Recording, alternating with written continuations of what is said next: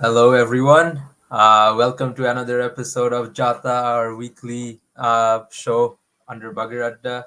I got my boy Rakimul Haq here with us and our girl Sabir Hossein Shagar, as always. This time before Alvi Islam. Alvi's obviously stuck up, might join, might not join. But boys, how's it been? It's been a week. We're actually recording a day late. My apologies on that. Forgot yesterday. But yeah, how have things been? Not too bad. The 1 day gap doesn't really hurt given that there wasn't a lot of cricket to be missed within Yeah, this time. yeah. If But anything, we then, can cover one extra ODI now. yeah, hard to get Sabir on schedule. He keeps complaining about the times and whatnot. Since yesterday, he's been complaining about the time zone difference and whatnot. But talking about Now that times. you've graduated, why don't you move here? The worst piece of Oh, advice I you'll get know, from I anyone. know, I know. Like a Uh, good piece of advice. Yeah, but There then. should be some diversity in terms of geographical location, right? I So I'm agree. I trying to agree. spread Bharat to different parts of Canada and the world. Different parts of Canada and the world. Yeah, Yeah. valid, valid. No, that's fair. I think what we've covered a few of the continents now, so not bad Who from. else is going to tell Aaron Johnson about Bagherata's existence? There are Before many. he faces a Bumrah, Bumrah. right? Yeah. Funny posts going around from Cricket Canada over the week, and a lot of drama about Canada's squad selection to Hong Kong, obviously, but we're not going to bore our viewers with that. We'll get straight into the T20 World Cup schedule that came out. Obviously, Canada are part of the World Cup for the first time this year, the T20 World Cup in that aspect. Um, it's happening in USA and West Indies. In terms of the groups, we've got, I'll just quickly show on my screen here. You guys can see properly? Yeah. Yeah, so we got the India, Pakistan. Oh my God. Yeah, so here India, Pakistan, Ireland, Canada, USA, England, Australia, Namibia, Scotland, Oman. The big three just gone and said we'll make our own groups, and then whoever's left just put them in a group. New Zealand, West Indies, Afghanistan, Uganda, Papua New Guinea. Uganda came out of that Africa's qualifier um, after beating Kenya and Zimbabwe. And then Group D, obviously South Africa, Sri Lanka, Bangladesh, Netherlands, Nepal. Uh, Boys, early thoughts on the groups there. They call it their randomized grouping, but obviously we know there's nothing random about it. Rakimul, you want to get us off? I, I think it's best to start with Group D because some have already touted it as the group of death. We Yeah, got one of the best performing, what do you call that, associate nations currently being Nepal. Nepal are yeah, in the weakest team in that group, and they themselves seem to be in a better position than many of the others. Like you can say Papua New Guinea is the second best second best team of Group C, and yeah, Nepal are arguably a significantly better team than that right now, and yeah, they have been for a while now. So now yeah. coming more into Group D, what you have there are two very interesting rivalries. We have the whole South Africa Netherlands thing going on, We made a post on that and got a few people riled up as soon as the groupings came out. and of course, what's been infamously named as the Nagin Derby, Bangladesh versus Sri Lanka. Yeah, That's always going to be a treat to watch. It's going to take place in the US, so it's going to definitely have fans from both sides. It's going to be a heated thing, that's for sure, with all that's gone down, especially in hmm the ODI World especially Cup the World earlier, Cup. Yeah, you know, just a few months ago. And now let's focus on the other group. Group C is more of an hourglass, if that makes sense, in a sense that it's both top heavy and bottom heavy. You've got Uganda and Papua New Guinea. That's a very good game, yeah, very even. but Yeah, you're not giving either of those teams realistically. I want to give them a chance, but but realistically, you're yeah, not giving either of those teams a chance to beat the top three.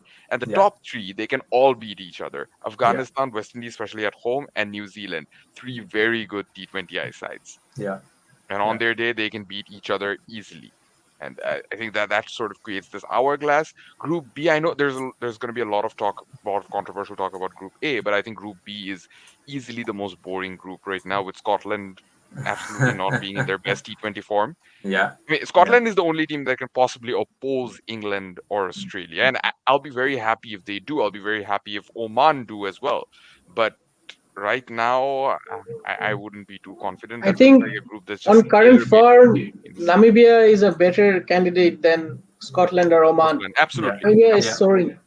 yeah, Yeah, Namibia 100%. is they doing recently well, beat but Zimbabwe in the series, so they're fighting with some top dogs and coming out on top. do you think David Weezy is likely going to show up for his last tournament, or he's done? No, he's showing up. He's From showing up.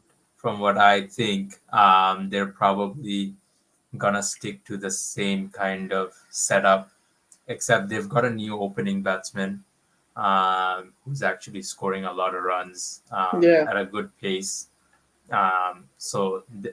And they've gone away and done up with Craig Williams and some of those guys. We're a little more, conservative type of players, but uh, in their early two couple of tournaments, they needed those players to soak up a bit of the pressure that they had. Right now that they have gotten used to the international stage, they've gotten used to facing test nations. They beat Sri Lanka at the last T20 World Cup, um, and a lot of their guys are playing franchise cricket around the world. So it's helped them in many ways. Actually, one of the before we get into the groupings and some of the um, more famous teams, I just wanted to touch up on what you guys think in terms of the experience. USA has a ground in Dallas. There's a ground in New York, which is not really a ground yet, but we know how the GT20 was done. They put bleachers and stuff like that to make a makeshift ground. Similar to that is going to happen at New York. And then the other venue is probably Lauderhill and North Carolina, maybe. No, they're Not having only sure. three though. Oh, no, three. No, no, Actually, North Carolina. Lauderhill is their last one. Yeah. Um, so Canada, US, Oman, Namibia, Scotland, some Netherlands, and maybe a couple of Papua New Guinea guys. There are a lot of T20 tournaments that happen in the US around the year. A lot of these guys come and play in these tournaments in these exact same venues. Sabir, I guess you could start off. How much will that experience relay into how their teams perform at the World Cup? I think they play these tournaments year round, but mostly as individuals rather than as a team. And Yeah, also the level at which they play, it's nowhere near to the other teams that are competing. yeah, Given the lopsided groupings, right? You yeah, see India and Pakistan faced with Canada and USA. yeah, If it was a bit more balanced, I would have said they have a pretty good chance to match up with them. But now that the Gulf is so big, yeah. I don't think they have left any options for them to make any sort of a statement, even given their experience on playing in these shores.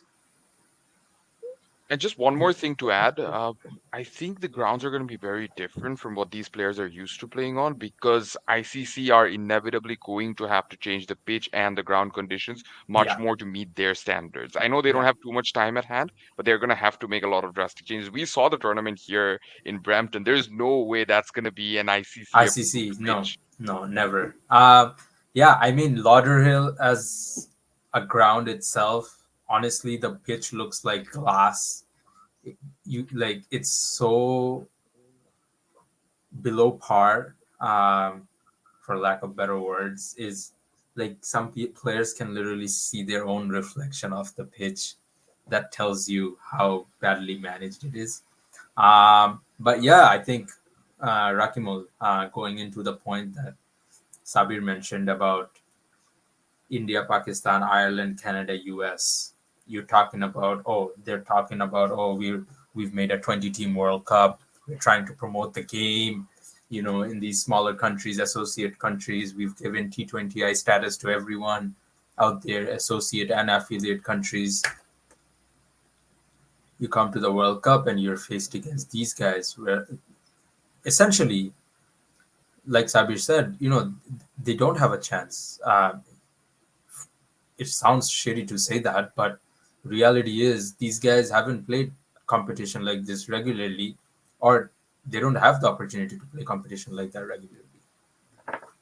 I mean, I understand that when you have this sort of uh, fixture or this sort of a tournament arrangement, you're not going to have a lot of the associate nations come up into the top eight. That's Yeah, normal. I'm not saying that, yeah, make an arrangement for US to suddenly topple all the teams and make it to the top seven, top no, six. That's not realistic.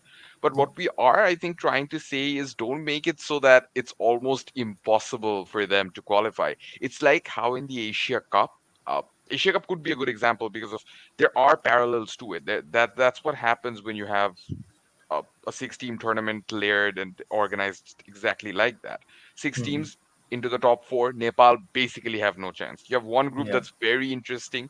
There's hmm, always a lot going on with Bangladesh, Afghanistan, and Sri Lanka. They're always playing yeah, musical chairs in which combination Go- two of the three will qualify. But yeah, with India, Pakistan always being in the same group, at this point, you might as well just tell everyone that it's intentional, right? yeah, No one's going to do anything exactly, about it. yeah, yeah, No one has the power to do anything about it.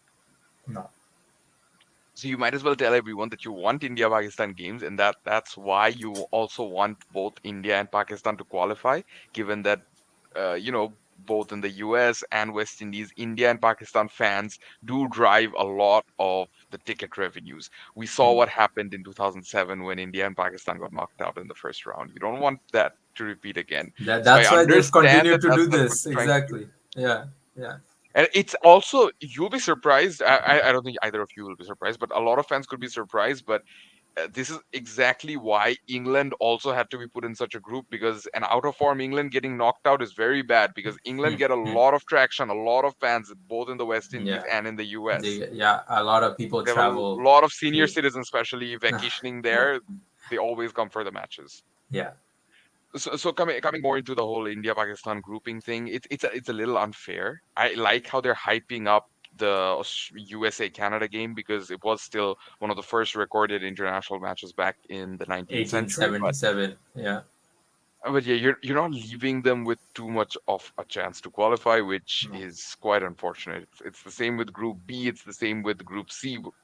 Group D is such a good example of how you can set up a group where, again, it may seem almost impossible for Nepal to qualify, and even then Nepal has a higher chance of qualifying than both the US and Canada and even maybe Yeah, Ireland. yeah, And that is the most incredible thing about that group. That is what a group of death actually sounds like. I know things could turn out very different. I know South Africa and Sri Lanka, or dare I say even Bangladesh, could bulldoze all their other opponents and qualify easily. But yeah, that's not something we're expecting to happen on paper. With the other groups, we can almost tell what's going to happen on paper. And that is disappointing. yeah. Sabir, how disappointing is it, I guess, for a team like Namibia, who is playing their third T20 World Cup in a row now? Um, you know, Basically, they've showed us in the last two T20 World Cups that they're more than capable of fighting at this level. But now they're coming up in a group against Scotland and Oman that they play regularly, obviously, outside of any ICC tournaments. But they're also pitting them against England and Australia and telling them no matter what happens, we want our big three teams, our big four teams, because they consider Pakistan and India match, the most revenue bringing match, to go into the next round no matter what. Just going to interrupt and say this is not a Stanley Cup, by the way. Right. All the hype on Stanley Cups these days. Yeah, Yeah. that's sad. No, I think Namibia would be a bit less upset given that they have not been put in Group A. I say Yeah. that I say that because Australia, for sure, in my point of view, they're going to qualify. But Yeah. England is a bit tricky in this situation because don't downplay Namibia. They're a very good team, and as you were Yeah. saying, they sprung some surprise results in the last T20 World Cup, and also they have shown consistently that they belong in the like big stage, right? Yeah. And they have some very good players as well who, like, if we can say an example, Shakib Al Hasan belonging from Bangladesh. Many people say if they played for a big three nation, Yeah. he would have been one of the greats, all-time greats, like Right. unanimous decision. Yeah.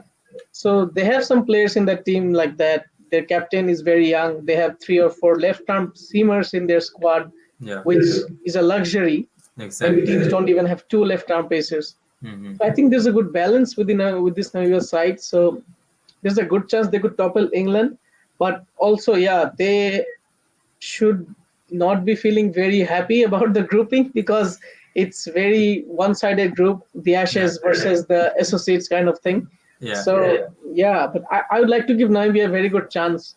And for me, I think Namibia, England, Australia are the three to watch out for in that group.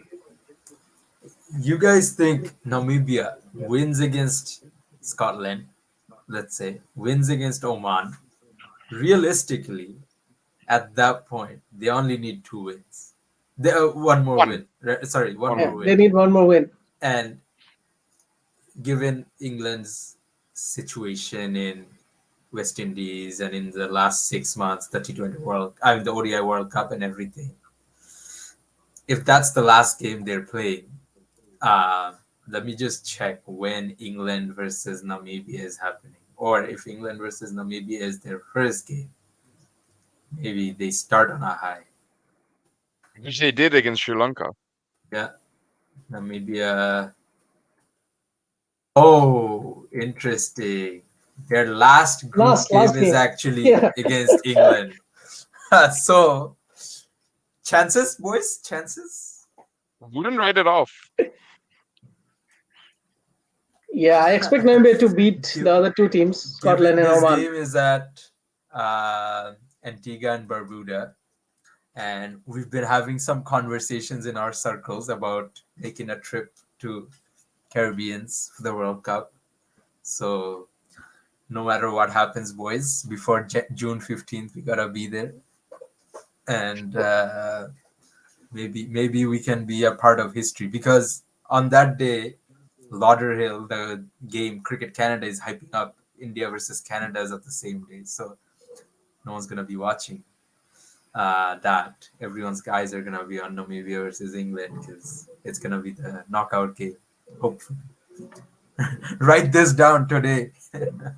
um, yeah, I mean, And let's in move. and Yeah. in the very unlikely scenario, if Namibia do knock Australia out, on the other hand, if Australia slip Oh, up against the Ashes rivals yes. and then Namibia knock them out, Mhm. India are gonna be celebrating like crazy. Oh yeah, They yeah. would know No that one. No. half their worries are gone. That done, done. The funny thing, actually, one of the things I forgot to mention early on was uh, the structure for this T20 World Cup is different than before. Four groups of Four five groups. teams. Um, Top two from each group go into um, Super 8. And in Super 8, they make two groups of four. And you only play two more matches against teams that were not in the same position as you in the other group. So if you were A1, you don't face B1, you just face A3. No, sorry, B2 and B3, I think. Yeah, sorry, B2 and B3. That's what you face. Um, so Group C: New Zealand, West Indies, Afghanistan, Uganda, Papua New Guinea. Rakimul, how big is it for Uganda to be coming into a World Cup ahead of Zimbabwe?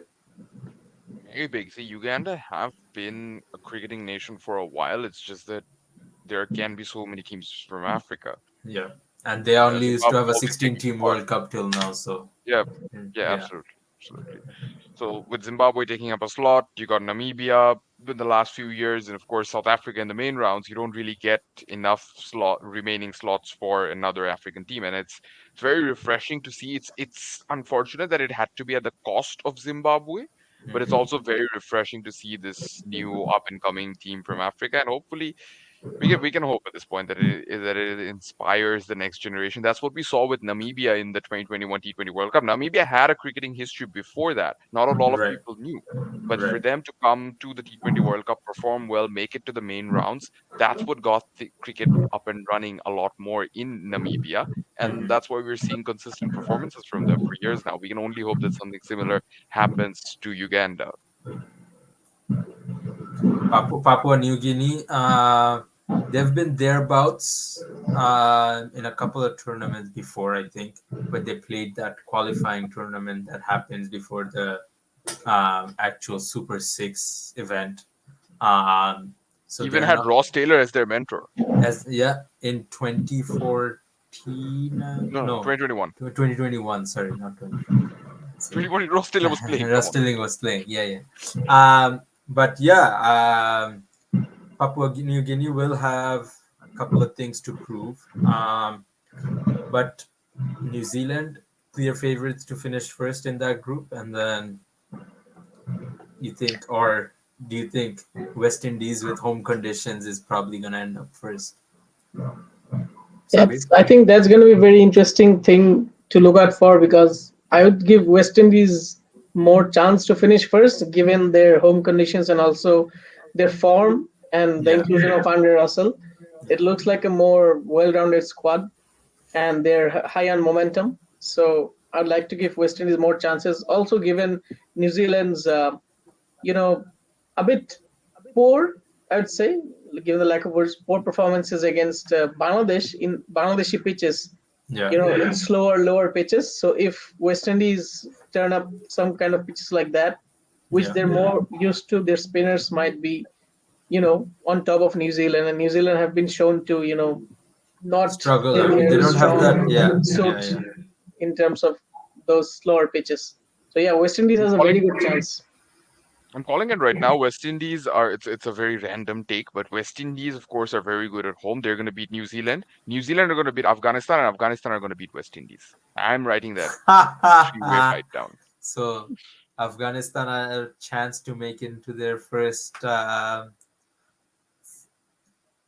guess, what can you say, Second round. semifinals, second round, not semifinals, Second second round. round of an ICC tournament.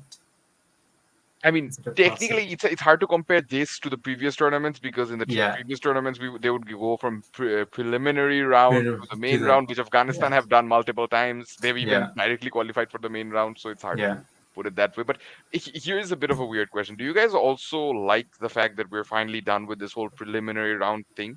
Oh, thank God!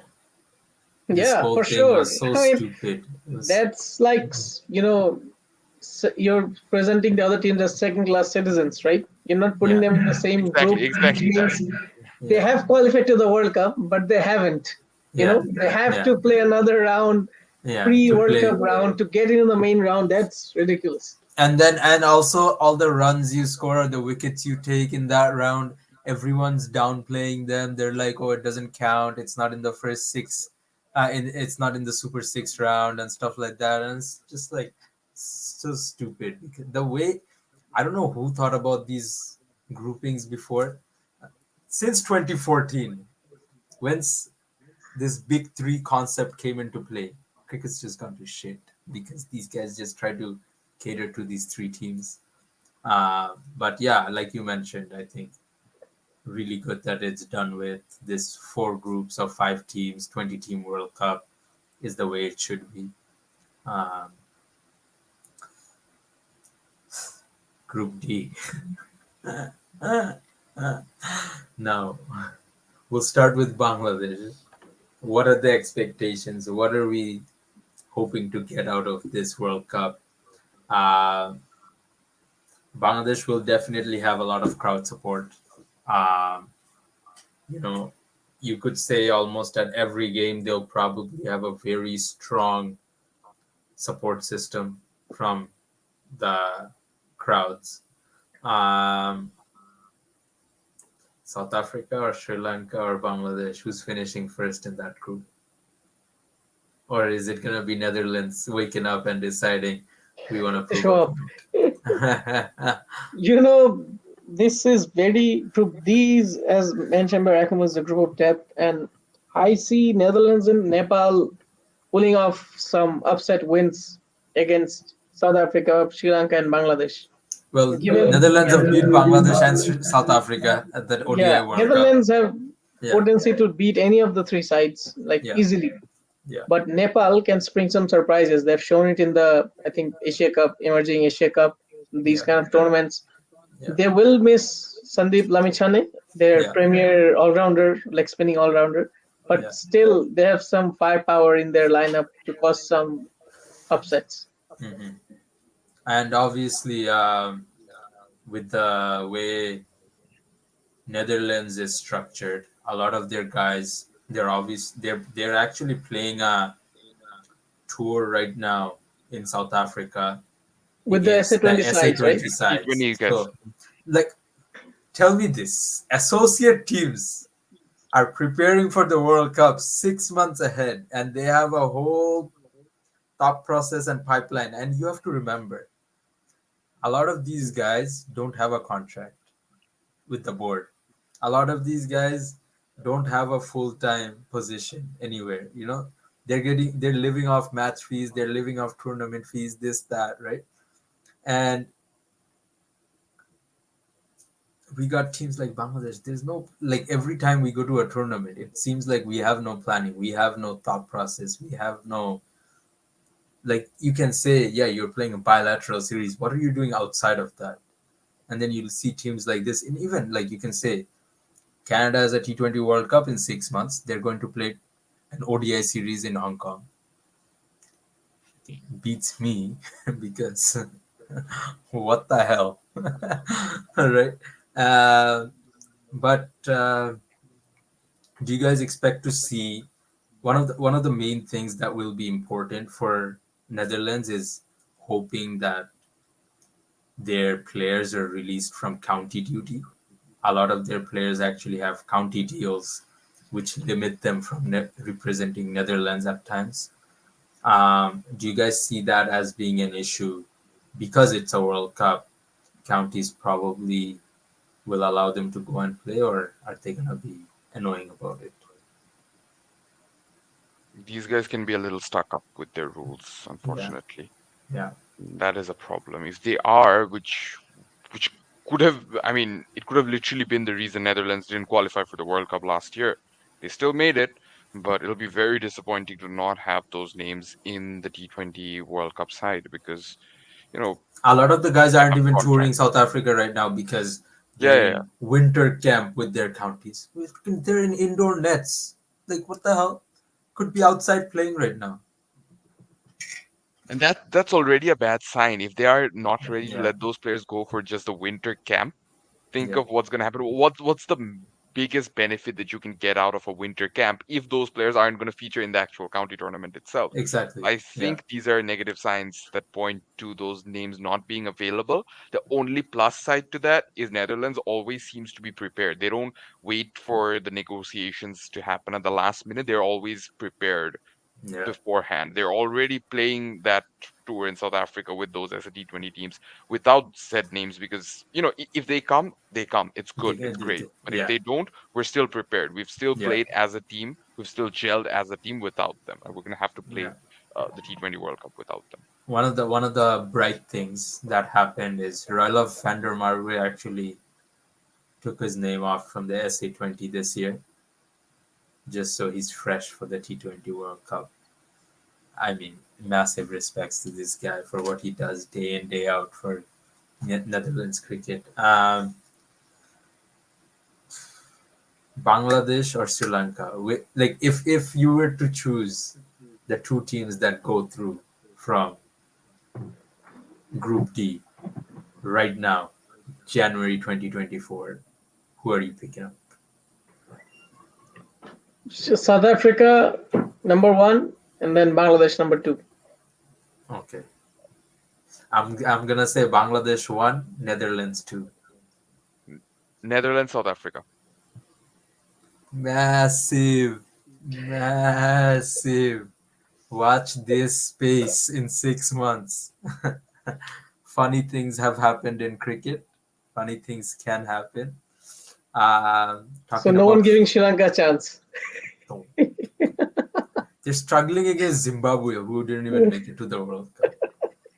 Like, But also, I mean, we are giving Netherlands the chance. We can't give chance. everyone a go, right? Good. It has Yeah, it has to be exactly. realistic. But yeah, South Africa has a history of choking against these smaller nations in World Cups. So yeah, watch out. Yeah. watch out. If they lose to both Netherlands and Nepal, I think Temba Bavuma might have to retire in that position there. I don't think Temba Bavuma is going to make it to the squad though. He's not. He's been out of T20 side, no? For a while, yeah, yeah. Yeah, But but Markram's leading it, so we know funny things can happen in South oh Africa. With yes, South oh yes. Africa, you never know who is You picked. never You know. never know. You never know. I just hope they make the right, like, not to veer too much off course, but I just hope they make the right call and decide to make Markram all format captain. It's it's a no brainer at this point. You kind of have to give it to him, right? Like, Or what do if you they guys think? want to cater to a certain quota, Yeah, I mean, it's out there open. I and they've tried this Rabada. before, and I want to see Rabada, it happen. Rabada. Rabada as the test captain. I Yeah, want to see it and happen. I really do. okay. So because we're in this topic, we're gonna go to the South Africa India series. But the one thing I want to mention is Heinrich Klaasen's retired from Test cricket. Dean Elgers just retired from Test cricket. Heinrich Klaasen was told by Shukri Conrad that he's still in their thought process for tests. He himself, even before retiring today, he said that he loves playing Test cricket and things like that. Obviously, his record in Test cricket isn't the best. He was brought in ahead of Kyle Verreynne. Now they've gone back to Kyle Verreynne again in the recent series against India. Some noise out there on Twitter and other platforms is, Elgar's retired, Klaasen's retired. What if Rabada retires one day? And then what I mean, he happens to will South? one day. He No, no, will. no. One day, as in, Everyone will. like, in the current context, Dickog's gone, obviously. Um, is this a way to tie down Kagiso Rabada for a big portion by giving him that captaincy in Test cricket? This is exactly how they try to tie down Shakib. De Kock as well. Quinton de Hmm. Kock, yeah. Shakib's another example, but in South Africa's context, they tried this with Quinton de Kock as well. It I didn't don't work. think this captaincy means a lot to the players at this point in No, terms no, of tying them down to a format. So I don't think that would agreed, be agreed. effective. Yeah. I Especially think not that when might you're pinning repel that them a against little million more. dollar contracts. It really Yeah, doesn't matter as much. yeah. And it might actually push them away a little more because they might think, oh, what the hell? I can't make a decision on when I can, more so when I can play, right? Like, even Yeah. though Here's my that, question: before we delve more into the test match between India and South Africa, you guys play frequently, albeit just white ball cricket. But I still want to ask, how difficult is it for someone like Klassen to, let's say, focus on, keep an eye on red ball cricket, keep that practice going while he's being this mainstay in both the T20 and ODI setup, given that he's gonna play the SA T20, he's gonna play the IPL without any major clashes anyway. hmm, So is it really that difficult to keep going with red ball cricket, just to be there, be around the squad? Because he's not ever going to be a regular in the 11 the way things no, stand right now, no. but just to be around the whole circuit I as a keeper and as a batter. I think what he's done here is basically an emotional call because because they gave him a bit of a longer rope after the South Africa Australia series happened, where after which they dropped Verena and they went back to him. And at that time, they told Klaasen he was gonna get a longer rope and this that. Unfortunately, it didn't turn out for him that he was successful. But in South Africa's context, their wicketkeeper batter options are very limited right now. They actually don't have a pipeline of players just coming through. Tristan Stubbs, who is a Made his debut. Yep. exactly, he took up wicket keeping late last year, almost by force of not having any option because there are not enough players coming through, right? So I think this was actually an opportunity for Klassen in the off periods that he has. Like you said, he doesn't have a lot of off periods, but in the minimal time that he's away from cricket, he could actually be traveling with the test squad and essentially being that reinforcement shall they need it. Because it seems, they'll be giving a bigger run to Kyle Verreina now, which seemed like what should have happened 12 months ago after he was their highest run scorer in freaking Australia. But not sure why that didn't happen. Um, but yes, Sabir, any thoughts on that? Yeah, I think Klassen could have been around the squad because of the lack of options of the wicketkeeper batsman variety. But I also understand his decision because it may be a bit tough juggling all his franchise commitments and stuff like that, and just getting a call up for the test side only if Verena is injured, or once in 6 months you get a call up suddenly and it clashes with one of your smaller franchise deals, even like smaller, not in terms of money, but in terms of the tournament itself, like ILT20. But you have to commit to that tournament because it's for a future and stuff. From that viewpoint, I agree with Klassen because he's not going to be a regular anyway. Even though coach what's his name, Shukri Conrad, Yeah. said that he's in the plans. Yeah.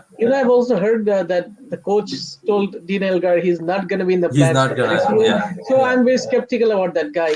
Yeah. Dean Elgar, who is in form and who doesn't want to retire, Yeah. apparently, been told if He given only that plays one format. He doesn't need to retire. yeah, Like why does he need to retire realistically. if he's not having a slump in form Yeah. for a prolonged period of time? He didn't need to retire. Also, given that there are no players for South Africa to play test matches in Yeah. New Zealand and Yeah. no leader, you have to pull out a debutant as a leader. Yeah. So, given all this, I think, yeah, politics plays a part, the quota system plays a part, and as you mentioned, Ferdinand, emotion played a Yeah. big part. So, overall, 50-50 decision by Klassen, but I respect it. Yeah. No, fair enough. Yeah, moving on to the India South Africa test match. Lots and lots of talk about the pitch. Day one, 23 wickets fell. This was the shortest test in history. It was done by day two, I think. By T of day two. By T of day two, yeah. I was just trying to think what time it finished. Yeah, by T of day two, it was done. Um, Rohit Sharma said something interesting. He said, I want everyone to shut up and not talk about pitches in India. Um, so, boys, thoughts on the pitch? And Sabir, you can start off as an umpire. Tell us your input on that pitch. And if you'd actually, if on day one, if you saw that, would you call off the game because of unsafe pitch? No, I don't. I wouldn't call off the game. In my limited experience, it wasn't unsafe to play on it Yeah. because I don't think you saw any batter getting hit in uncomfortable positions like in his wrist or on his elbows or on his head from balls from a good length or fuller length. Mm-hmm. There were uneven bounce, like ball jumping off, but that was not in line of the batter's body, so I wouldn't call it unsafe to play on. But obviously not a good, decent pitch for a test match, that's for sure. But yeah, the umpires did a good job by not calling off play. For sure, it was not a dangerous pitch to call off the game. Yeah. I think, Rakimul, if you want to chime in, I think some, if you go to Newlands, 90% of the time, um, it's gonna be like, what's it called? Uh, a very tricky wicket, right? It's gonna swing around. I remember Australia got all out there for like 49 or something a few years ago. Um, there's always gonna be variable bounce on it. What are your thoughts on how players perceive pace wickets against ranked turners as a whole. One thing is common often in both rank turners and these seeming wickets is that batters tend to overcompensate and overcomplicate things. They play some of the most bizarre shots, and it's harsh if you're just watching the highlights package and just looking Yeah, at those shots and thinking, why yeah, are they playing those shots? It's the other yeah, deliveries that's leading up to them playing those shots. But even then, you need to, as a test match batter, the whole point is you need to show better application. If you do, it's not going to become anything drastically different from what we saw. hmm, Maybe instead of 1.75 days, we would see 2 days of test cricket, maybe 2.1, 2.25, something like that. But it, it the point is that better application from the batters, particularly from the South African batters, given that they need to be accustomed to these conditions by now. I know they don't get necessarily uh, you know as bowling friendly wickets or this sort of an international bowling attack that consists of Bumrah and Siraj all the time playing in their domestic circuits, even though they have a lot of good pacers, don't get me wrong, a lot of good yeah, pacers. yeah, But the whole point is you need to show better application, and Markram did exactly that. Markram showed what it's like. If you have proper application on that wicket, you can absolutely get runs. Yes, it's logical to be more aggressive on those sort of wickets, but you still hmm, need to choose your shots wisely. You're gonna get the odd ball that doesn't swing, doesn't seam, doesn't do anything. It's a complete dished out half volley. Instead of any other condition, you don't let it go. You actually go for the cover drive. That's fine. That makes sense.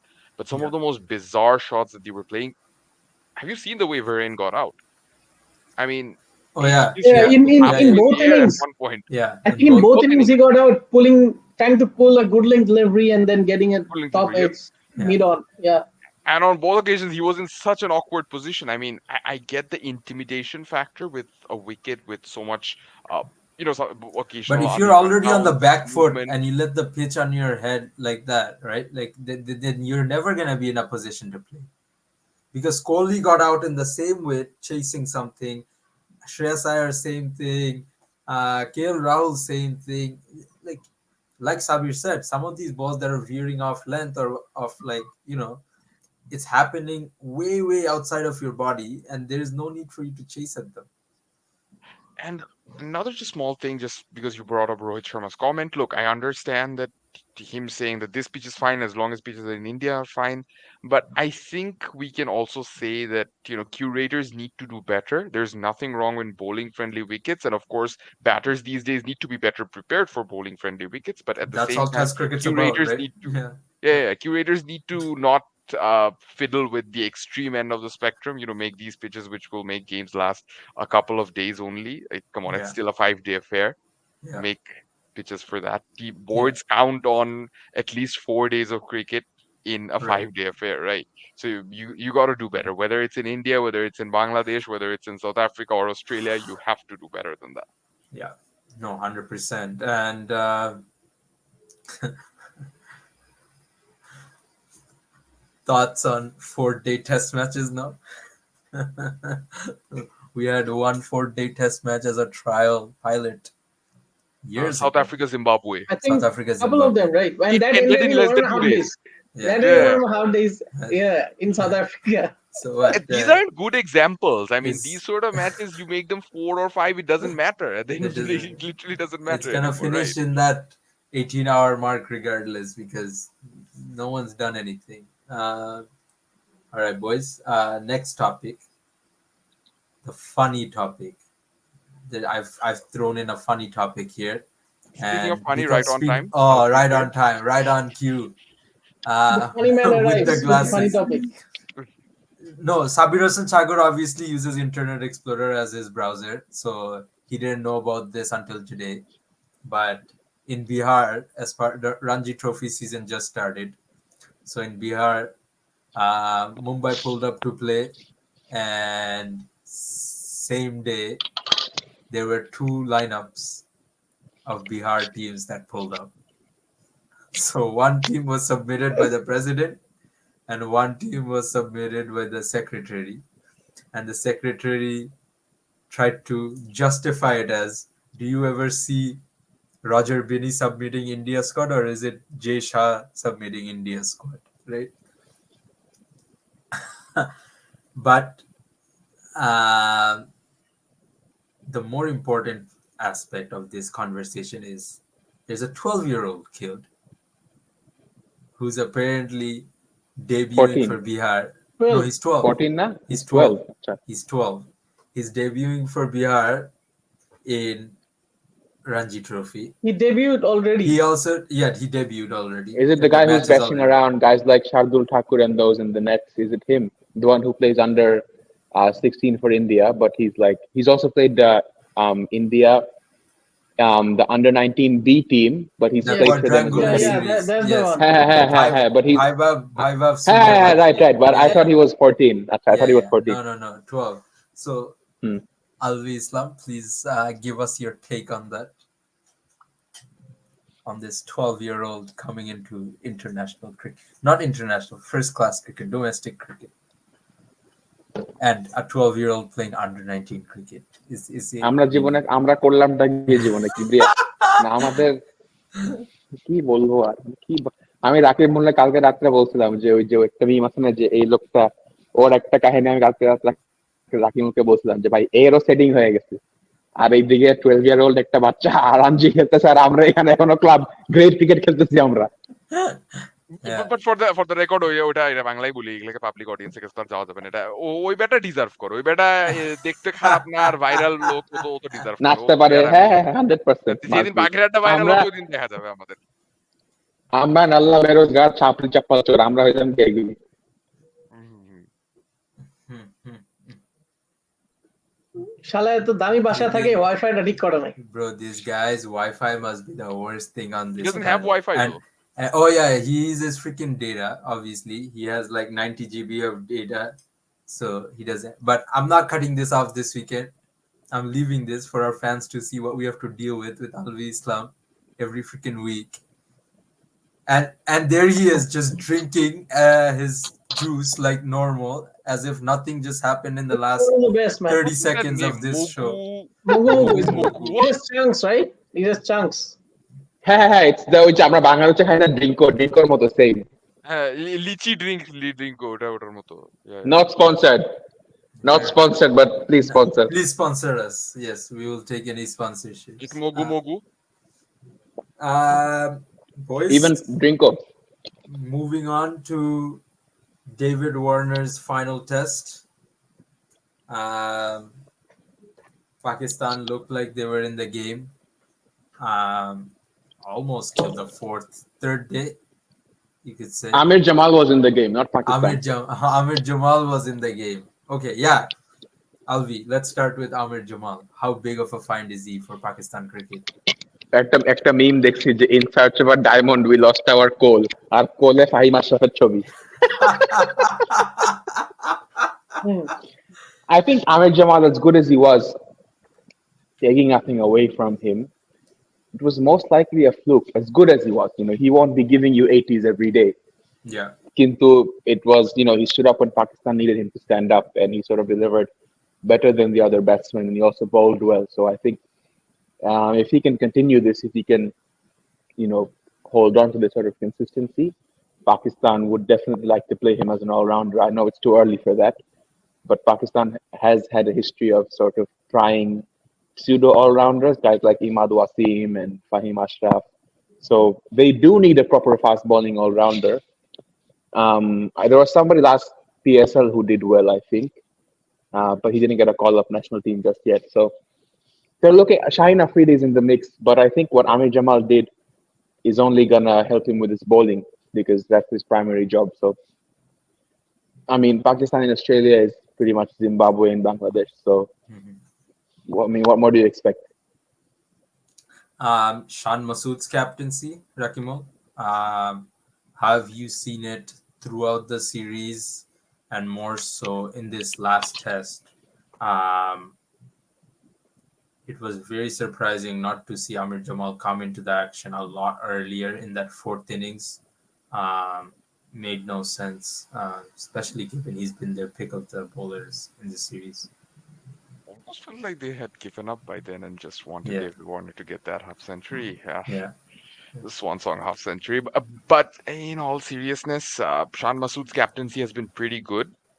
in all three games. Nothing exceptional, nothing that makes me think that no, this guy should be the long-term captain. His batting has also been good, but we're saying it's good because we really didn't have any expectations from Shan Masood, the batter, nor did we have any expectations from Shan Masood, the captain. In Right. that regard, he has done well, but I think he still has to do a lot more. This is a good start. Rather Hmm. than getting an easy win at home, or at this point, Pakistan don't even get that in Test Yeah. cricket. They don't even get that. But Yeah. an easy win at home against Bangladesh. I'm allowed to say that I'm Bangladeshi. Easy win at home against Bangladesh or Zimbabwe or any other team. This is a Yeah. better start than that for a Yeah. captain. This is a good testing ground. And one small thing, I know we speak a lot about how captaincy and any cricketer's decision shouldn't be based on language, but the way he communicated with David Warner, for example, at the very end Yes. when he was Yes. offering David Warner the jersey, he offered David Warner Babar Azam's jersey. That's a good way to acknowledge that Babar is still the best player in that In the team. But at the Yeah. same time, the way he communicated that, we know for a fact Babar couldn't have. Yeah. Sometimes these little things they matter, and I want to say that this is something that we need to focus on even in Bangladesh and Pakistan, both Bangladesh and Pakistan, maybe even Sri Lanka as well. Hmm. From what we've seen with Kushal Mendes, India have done a remarkable job at ensuring that all their future leaders are very well versed and Yeah. very well spoken in multiple languages. English is still the internationally recognized language, and I really hope that the players from the future are better prepared so that captaincy decisions and these sort of decisions don't have to depend on the language. They won't have Right. to depend on the language anymore once that language is taught to everyone. Then that whole discussion will become redundant. Hmm.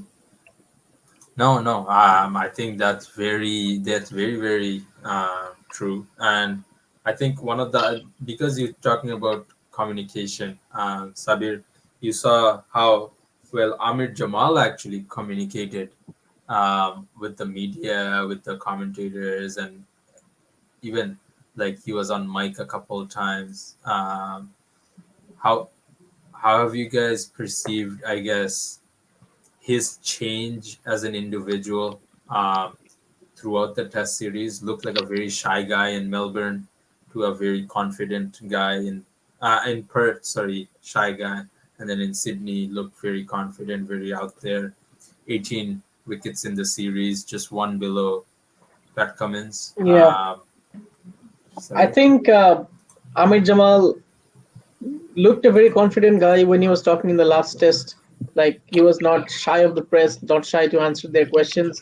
He was Yeah. very fluent. He was very clear on what he was saying, unlike some of the other Pakistani players of the past who used to not understand the question Syed or Ajmal. say, Umar Akmal or Umar not Akmal. Umar Akmal কথা না বলি. Umar Akmal is a different breed. different level. Yeah, so yeah, I think Amit Jamal was very good given that it was his debut test series and that too in formidable Australia. Yeah. And he held his own, uh, not just going for the statistics, but the way he played with the other tailenders, other meaning he was also part of the tailenders, but he batted like the top order batsman. He batted better than the top Yeah, six. the way he shielded the batsman, the way he took singles, the Yeah. way he played those aggressive shots, cutting the ball over the fielders on the Yeah. offside. Yeah. That showed, as you mentioned, Pakistan have unearthed something special. Yeah. And he was not, he's a very decent guy, it seems. Like he's not overjoyed or something after his performances. Yeah, He's he's very grounded. calm and composed. He's very grounded. He's very modest. He has done a great thing in Australia. Not many people come abroad especially in Australia, in his debut series and put in a performance like that. It's an Yeah. all-time great performance as a Pakistan player. I was seeing the list. Wasim Akram was the last one, I think, to do something like this, maybe 15 wickets or some Yeah. 100 runs, 150 runs. Yeah. So yeah, it's a very good find for Pakistan. And I saw that thing. He came to Australia like 7, 8 years ago as an Yeah. uh, 2016, as he was Uber driver or something. basically an Uber driver in Yeah, Sydney, and he was playing great cricket for Hawkesbury. More so because he wasn't getting any opportunities in Pakistan, so he basically wanted to try his luck in Australia and see what comes out of it. But Very similar to ha- Haris Rauf, yeah. yeah, and halfway into that, actually, what happened was there was supposed to be a Pakistan 20 U23 tour supposed to happen, and he was told to come back to Pakistan. Went back, didn't finish the season at Hawkesbury after the New Year's break. He only played like 1 or 2 games.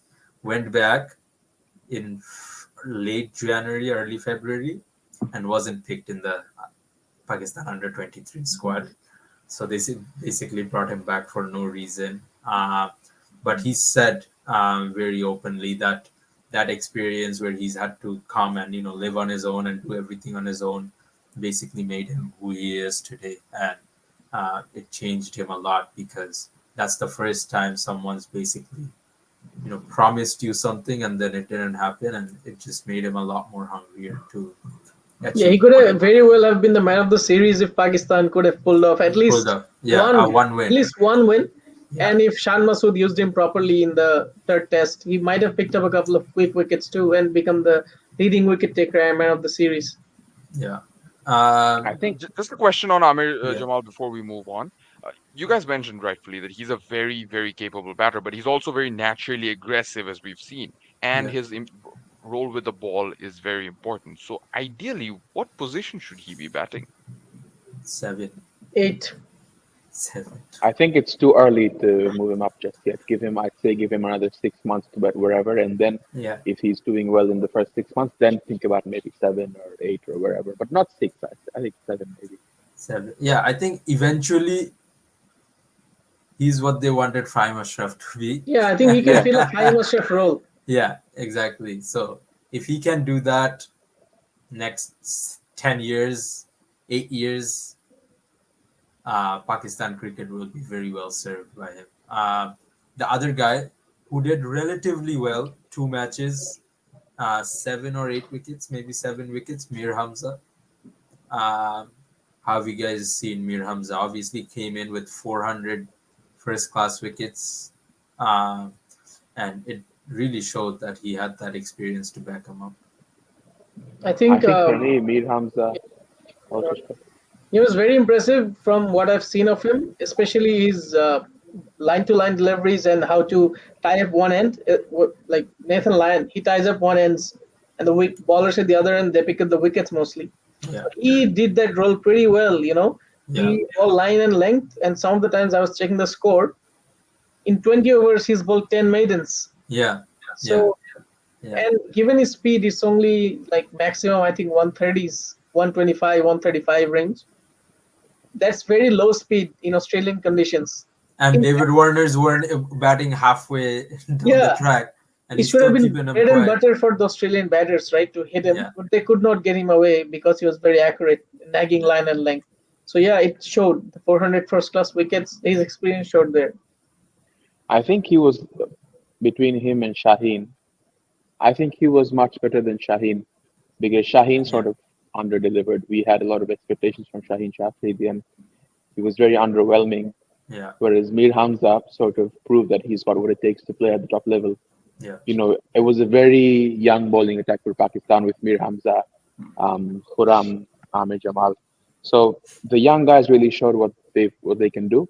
yeah, Shaheen Shah was pretty disappointing because everyone expects more from him. But I think beyond the bowling, what Pakistan need to work on first of all is their fielding because slip catching's basically let down them like the entire series. They've lost the series, you can say before. I mean, because of the slip catching. yeah. No, I don't know how it took them that long to realize that Babar Azam should be first slip or even Salman, but it is what it is.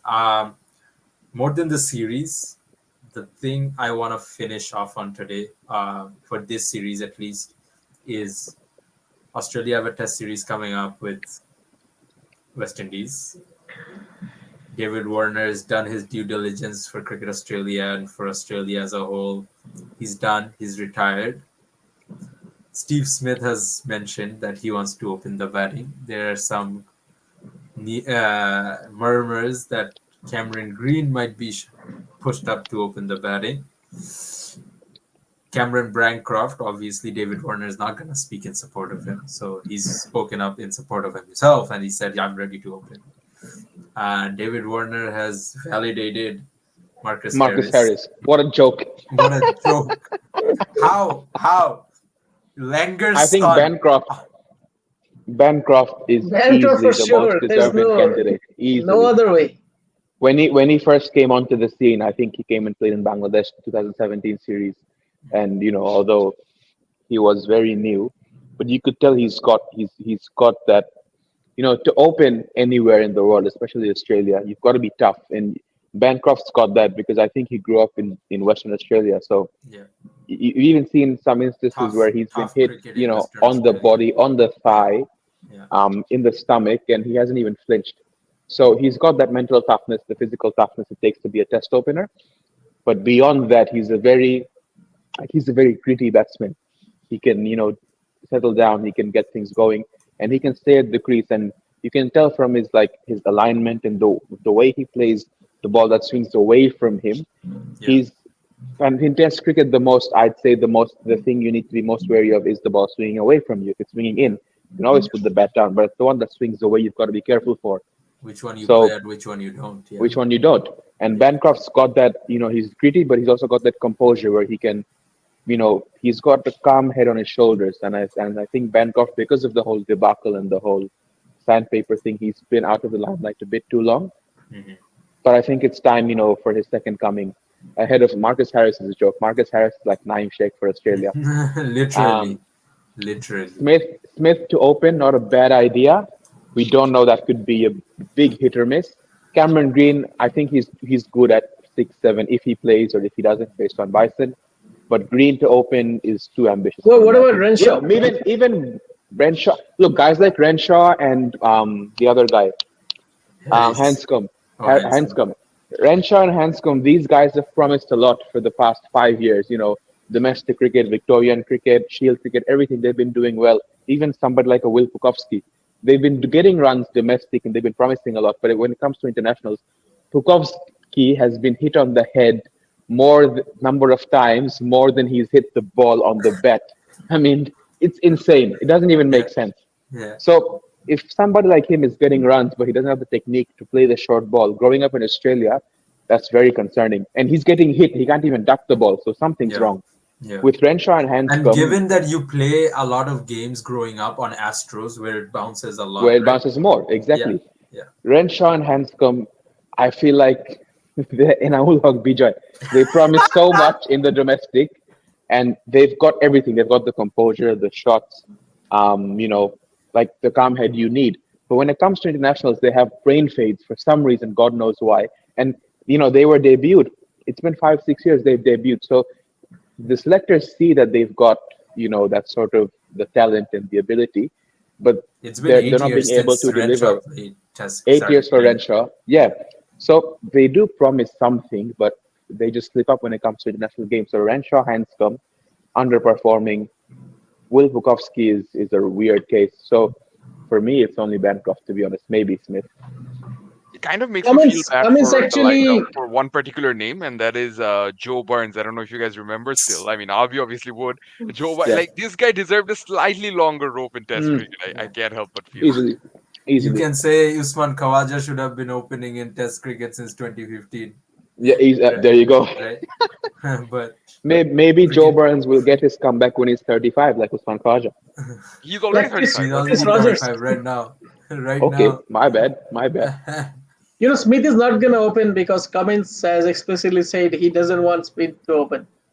So He should. It there's that. doesn't make any sense for such a successful batsman to suddenly tinker Yeah. his Even position like Green this. Green But opening doesn't do make you guys sense. think for Smith, and this is something my brother and I were discussing, do you think for Smith there's a bit of enjoyment or the challenge factor that's gone out a little because they've had a formidable opening partnership for a while now.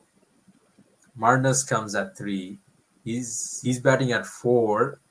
He's basically seen all the cards before he's had to come out to bat. And when he comes out to bat, it's almost like, he doesn't have that challenge factor in his The game ball's that he already craves pretty so old when it much. start moving. Yeah, Yeah. yeah. So that's why he's wanting to open because he wants that challenge factor back in the game. Smith thrives under pressure. He wants the Yeah, challenge. He wants the bowlers to bring the attack to him. So for him to take on a new role, just for the the Even at personal 34, yeah. the sort of personal achievement or goal seeking, the adrenaline that I am opening and it's a whole new challenge for me, that could make him push himself to do better because he's hit a lean patch at number 4. Mhm. The bowling he's Only facing 150 isn't this series in 6 the innings. bowling he's facing isn't the sharpest, but also he's not being able to deliver. It looks like he might have become a bit complacent, Yeah. or maybe he expects more from the bowlers. We don't know. So I think opening for him is a good challenge, but that's only for Smith. For somebody else, I wouldn't recommend going from forward to opening. Hmm. Yeah. No, very, very, very fair. Will be interesting to see when they declared that squad for the West Indies series what happens. Boys, last topic of the day. Very short. Sri Lanka, Zimbabwe. Obviously, first game was cancelled. Second game by rain. What did I say in the last? I think it was Jata or something. It was Jata when we said Negarava would walk in and he would blow away Bangladesh. He's already doing it with Sri Because Lanka, with Sri so we Lanka, he know took what's a fight. coming. He took a Yeah, we know fight what's for. coming. He's bringing it. He's bringing it. Yeah, yeah. So last episode you said even though there are some weak teams, some people caught feelings from it. Not to get specific, but yeah, I mean, new talent in the wings for Sri Lanka. Janit Liange getting a 95. They only won by 2 wickets, chasing 209. Nothing really big. Thoughts about Avishka Fernando coming back to ODI team again? Rakimo? Sri Lanka have always been experimenting with both younger names and these recurring players. That's I don't want to call him senior because he's not that Yeah, old yet, but yeah. recurring players is not a new thing for Sri Lanka. I can And only Jeffrey hope that Van Der Sey too. Like, Jeffrey Van Der Sar, yep, yeah, yeah, yeah, yeah. And Van Der Sar had a pretty decent game, and with the way they're struggling in Hasaranga's absence, I don't think Van Der Sar is a bad call at all. Just to yeah, have that backup leg spinner in, yeah. but uh, you would think Velalege would get a slightly longer rope now at home. Hasn't been the case, but again, with Sri Lankan cricket, I think the problem is that they always have so many mid-tier options, and this is not to insult those players or No, demean. insult them. They're a team you should insult. Go ahead. No, but the whole point is, I say mid-tier talents, as in these guys, you can see that they have potential. They do perform on and off in the domestic circuits. They then come into the international team. They don't deliver, and you're always tempted to try another name that has previously played at the international circuit. You keep going through these rotations again and again and again. You get nothing concrete, and the whole It's problem is they're basically not. the same as Bangladesh cricket, but without the money. I suppose in some ways, but in with some Bangladesh aspects, cricket, you yeah, have one or two names which are still, more common, and yeah, these names are going to be there. With someone like Dasun Shanaka, for example, captaining the team from 2021 to 2023, and then yeah. completely disappearing. I won't be surprised if he doesn't make any single international appearance for the next one Shohan, to 2 years. Shohan T20 captain. But Chauhan was filling in. If you think about it, Chauhan was Yeah, filling in as the vice captain. But this yeah. is like, how do I say this? I don't want to say Shakib Al Hassan, but this is like someone like Liton Das, maybe. Again, completely disappearing from the scene. See, That's not something yeah, that we would see in Bangladesh cricket, right? yeah, yeah. And that's what's happening with Sri Lanka. And they would have, I think, Zimbabwe will be very disappointed because Sri Lanka were 174 for 8. 8, yes, Zimbabwe absolutely had this game in the bags as yeah. Bandisre and who was the other bowler at the end? Dusmanta Chamira, Dusmanta Chamira. We know Chamira can bat, but yeah. still, it's a tough ask in those situations to take the team home. They did exactly that. Zimbabwe will be a little disappointed. Once again, pretty decent game for Sikandar Raza. Always, He always. scored Always. a duck though. Oh no, he scored 1, but he took He couple of scored one. wickets. Yeah, Right, I'm confusing it with something else. He picked up 2 wickets for 32 yeah, runs, I think. yeah. Yeah. His batting was bad. I'm confusing his batting for some other No, player. no. Also, Madhushanka continuing his hot form from the World Cup, World Cup. picking Yeah. wickets in the first He over. will until the IPL. Then we'll see. Was he picked? Shagor, Yeah, he Mumbai, picked Mumbai right? Indians. Mumbai. He got Shagor, good money. thoughts about Akila Dhananjaya coming back? One last, right? Final I chance for didn't him. even know he was in the squad. Did he He's play? in the squad. He's in the squad. Oh, so he didn't play, right? Yeah. No, man, they should move on This with guy What their about debuted career. what in about what about 2012. In what a, about Lakshan Sandakan? He just lost. He's no, nowhere. no Lakshan He was a Sandaka. left arm leg spinner, right? Yeah, yeah, yeah. Left Yeah, arm man. wrist Yeah. spinner. Yeah, Yeah. No thoughts about him. I don't even know if he's in the squad or not. he is in the squad. He is in the That's how squad. That's why irrelevant. I No, asked no. you. I mean, that's how irrelevant he is. Like Rakimul was mentioning, better say is a much younger, much better option. Yeah. So, and they have other young options coming up, like And even that Bolalage. younger option is 33 now already. That is Yeah, the state of Sri Lankan cricket. exactly. There's some other Sri younger Lanka, options that they Sri have. Lanka, Sri Lanka just went from being a Bentley to a rickshaw. I mean, that's how big their downfall was. Yeah, no. This is a catchphrase. I think this might get stuck. So At least the West Indies, they went from being a Bentley to a rickshaw, but then back up to like a at least a car of some sort. They're like a getting sedan, somewhere. like a At sedan. least a sedan, yeah. Yeah. Maybe not a four-wheel, maybe a two-wheel drive sedan. But like Sri Lanka is just going. What is a two-wheel drive sedan? Now I need to know. No, like you like a don't get you. two-door sedan. I don't know. Oh, No, not a sports car. No, like you know how you have Jeeps with four-wheel drive, where you can drive with all Right. four wheels or just the Okay, back like two just wheels. front Right, wheel or right. So just like, rear wheel. yeah, a sedan, but it's It's an not average full. sedan, not a very powerful sedan. Yeah, Okay. Valid. All but right. Sri Lanka is just. I mean, Sri Lanka for them, the next thing is going from rickshaw to a nauka. Well, boys, That's why thank you. Bangladesh are inviting them probably. Yeah. What's with us and finishing on these jokes? Did we talk about Shakib going back to default mode after the election? No, We didn't No? talk anything about the election, by the way. We did That not. No, was just Shakib. Just Shakib. No elections. We're not political channel. No. We're a family channel. Just one slap to go back to default mode Apparently, this slap happened January before. a 2nd. week ago. January 2nd. When he did the whole photo shoot with the Mujib court and he went to a Samavesh at Faridpur with Appa. That's when he slapped somebody, but it was sort of under wraps until the election day. impressive to keep it under wraps for that. Yeah, same. I know, right? Yeah. What a good PR team can do for you. And I really feel bad for the guy because I don't think that was the man. He didn't pull the shirt. Slapped. He was the one behind him with the white shirt. He was the one. Hey, typical thing, right? In school Typical. also, something like that. Just wrong place at the wrong time. But like I Okay. said, someone asked me in one of our group chats, I think it was Sami. I said, এত দামি হাতের থাপ্পড় খাওয়া কি easy নাকি? So talk about just end on the fact that getting slapped for somebody else. So let's say an unnamed relative of mine. We have an uncle. His name is Bet. So what happened was it was games class for them, for my relative, and this uncle Bet. They went to school together. So it was games class, but Bet didn't do his homework. So because it was games class and the teacher was like, বেতের বাড়িতে hold on.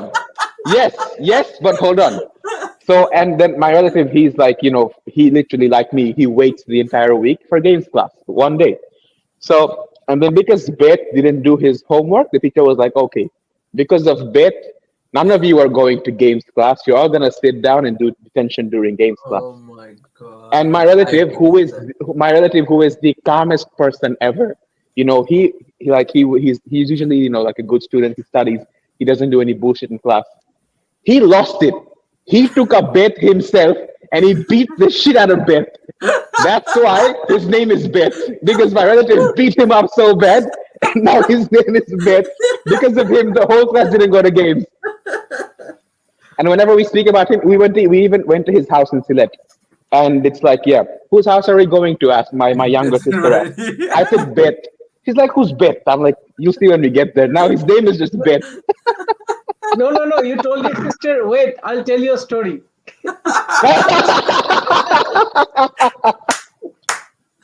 And this is why, and that teacher's wrong example is why a certain colonial state today thinks capital punishment works.